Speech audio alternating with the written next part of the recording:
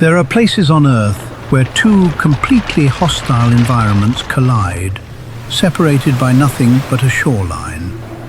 The desert, where life dies without water, and the ocean, where water is everything. For millennia, these two worlds existed in a sort of tense truce, until now. Where the dunes slide directly into the surf, a new predator has filled the vacuum. It doesn't see a boundary, it just sees one massive hunting ground. We call it the Abyssal Leo. As humans, we love to compartmentalize nature. You're a land predator or you're a marine predator. You belong to the sand or you belong to the sea. But nature doesn't care about our filing systems. This thing doesn't just survive on the ecotone, the borderland between two worlds. It uses the border itself as a camouflage.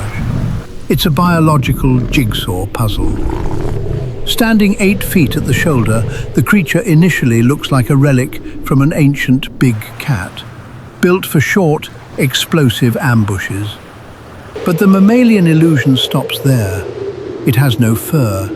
Its skin is a thick, rubbery black hide, heavily calloused to withstand both blasting desert sand and corrosive salt water.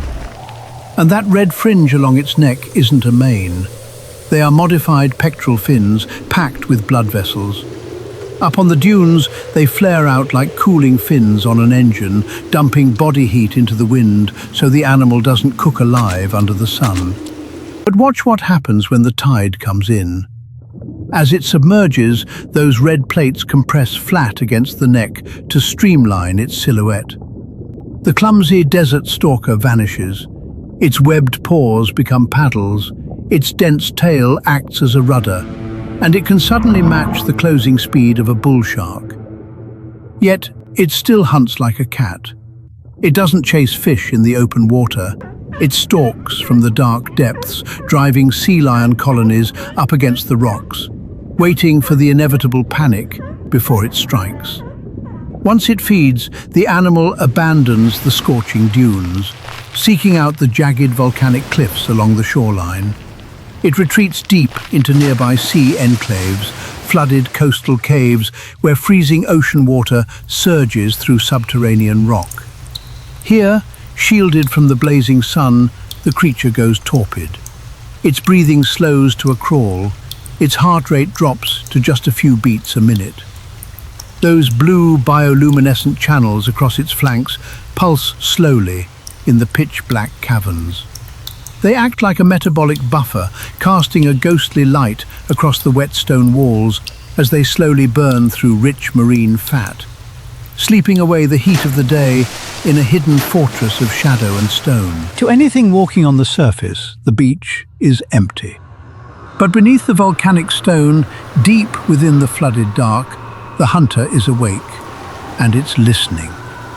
What it listens for is not sound in the way we understand it. The Abyssal Leo reads the coast through pressure, through vibration, through the tiny signals carried by sand, stone, and water.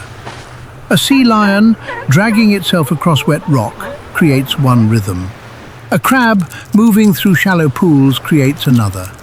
Even waves breaking against a cave wall become information. The entire shoreline becomes a nervous system, and the animal waits inside it like a thought that hasn't moved yet. This is why local prey behave so strangely around its territory. Sea lion colonies refuse certain rocks, even when those rocks are safer from sharks. Shorebirds abandon perfect nesting cliffs. Desert scavengers circle the dunes, but rarely cross the dark, volcanic shelves. Nothing sees the Abyssal Leo most of the time, but everything behaves as if something is there. Its hunting pattern follows the tide. At low tide, the creature stays hidden in the flooded caves, conserving energy in the cold dark. As the water rises, the cave mouths begin to breathe. Foam pushes inward. Pressure shifts through the stone. That is when the animal wakes. First, the blue channels brighten.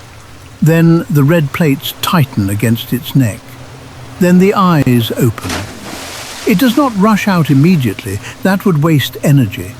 Instead, it waits for confusion, storm surge, moonless nights, breeding season, or the moment a colony is forced too close to the rocks. When panic begins, the Abyssal Leo simply enters the water below them and turns the coastline into a trap. But for all its adaptations, this predator is not invincible. On land, it is powerful but inefficient. Every step through loose sand costs energy.